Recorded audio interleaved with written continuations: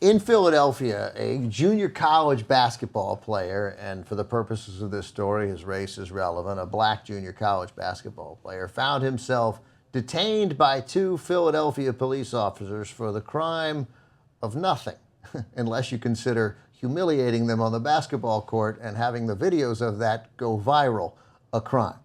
I don't know what that would be. That's a new one. So this is a kid named Samir Hill. He's a 5'7" point guard at Allegany College. That's in Maryland. But I guess he was back home in Philadelphia. And he was playing. Freudian slip. Settle down. And he's playing with some neighborhood kids. They're having a pickup game, and a couple of cops come by and they start trash talking, and then they start playing. And then the Samir Hill, apparently, by his own accounts, totally humiliates the cops while playing. Do we have video of this? Yes. We do. So let's take a look. This video is from Shallow Tattoo King. You should watch the whole thing on his channel as well. So let's take a look. Oh, where you going? Oh, shit! Oh, shit! Oh, where you going? Oh, shit! Oh, shit! Okay, so that's fun. Come on, That's fun. And it was such a nice moment for the cops, right? Like, I know he smoked you, but he's faster than you. He's younger than you. He's faster. He's younger. You're in your full uniform with your jacket on. There's no shame here. Yeah. So we'll tell you what the cops did in a minute. But there's cop 2 steps up to the plate. Let's watch that. So they try to switch up. Like, I'll guard. My man. I got my man. Yeah, let's switch, right? Oh, don't fall. Oh, Time up. Man, all that training y'all do, man, y'all ain't healthy. Yo. All right, so that was the problem. The cop stopped him the first time. Yeah. There's no way I could have stopped that kid. He's incredibly He's a junior college point guard. He's good. He's a good player. He's got game. Yeah, he's a good player. There's no shame in that. And the guy, and it's not like, I thought the cop was going to slip when he was doing the crossover, right? That would have been slightly more embarrassing. Just as he was going by him, he kind of slipped a little bit. This was such a fun, great story until the video went viral. Apparently, Chad Johnson shared it, and so the cops get embarrassed. And then they go arrest the kid. The next day, right? The next day, the cops come by and they take the kid in. They handcuffed me to a bench for an hour and a half, Samir Hill says. They were doing a search of his car. They searched the car for like an hour. They didn't find anything. They let me go. The whole time they were telling me how they weren't going to lock me up. They were targeting my friend. And then after an hour and a half or so, they just let him go. No charges. I guess it's conceivable that in a wild coincidence, they happened to, right afterwards, be looking for his friend, and they knew him, and they brought him in and searched his car, even though they were looking for his friend, and they didn't ask him any information about his friend. They had him locked up.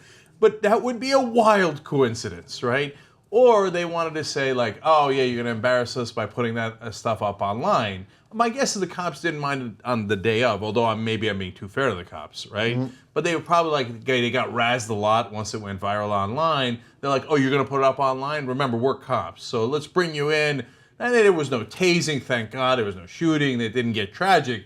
But like, let you know who's boss. Right. Don't do that. But I mean, do that. But by the way, right, it didn't get tragic, but I mean, don't abuse your power. Like, God forbid Samir Hill didn't have a warrant that he was afraid of and run away, and then it accidentally gets tragic. Or got justifiably angry. Right at that moment, and then blood boiling, and Geraldo would say, well, then he had a right to shoot. Right, because he didn't have he's not, cop calls you in for no reason. You're not allowed to get your blood boiling. That's right. Right, but if you protest in any way, the cop, you've questioned his authority, he's allowed to get I think you guys got it all wrong. He carried. You see that crossover? He did. That's what he really got pulled in That's for, right. Yeah. Right? Palming that thing. In the first half, when you're watching the video, this is actually the antidote to the shooting in the back. This is what we want our police officers to do. The best police officers I know, and I know like a lot of police officers from my time in the military and the crossover between military and law enforcement, they're great guys. This is how we want them to engage in the community for the first 50%, right? We want them talking to people, having a good time, playing hoops,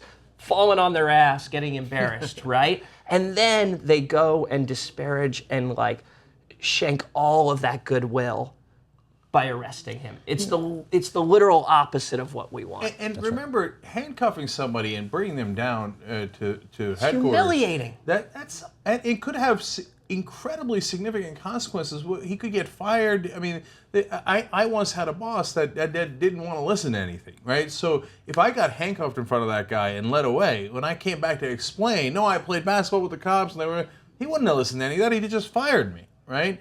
So that easily could have happened. He happens to be a student. I mean, there's so many horrible things come out. It's a false arrest. Don't do that. It's when you, and by the way, you don't have to book someone for it to be a false arrest. You have detained him, and you should not have detained him. That is a false arrest, right? And you've handcuffed him, etc. I think that he needs to pursue some sort of, action against officers. Oh no, I think he's already won. In a sense, he's won. And I of course think the he's cops, vindicated in the media. I mean, we see how these if cops are able to get away as often as they are, and there's whatever it is 280 fatal shootings of citizens in South Carolina have resulted in no prosecutions for police officers, 280 shootings by police officers. I'm pretty sure that these cops are going to come up with a legal reason to have done that. I mean, it's not asking for much to say, no, we had an anonymous tip that there was heroin in that car, so we searched it.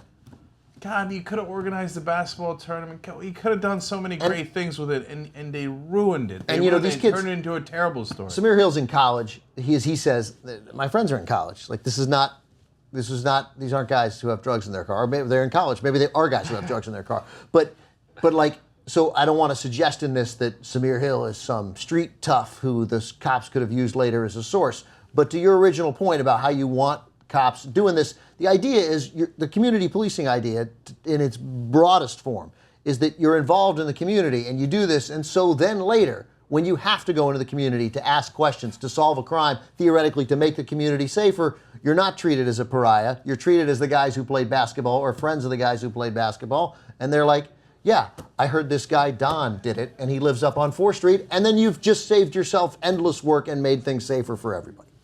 Totally. And, I want to commend the initial instincts of these two officers to actually do that. Like, to engage, to have a good time, to smile, to treat people as people and not always as this sort of cop-criminal dynamic. That's the right MO. And then just to destroy all of that goodwill, it's kind of tragic. It's kind of sad. Yeah. I mean, look, I'll end on one last downer, which is that, they wouldn't have done it to a rich person. They just wouldn't have, right? Like, if you were in Beverly Hills and that happened, you're going to go arrest somebody in Beverly Hills and handcuff them. You know what kind of trouble you're going to get for that false arrest, right?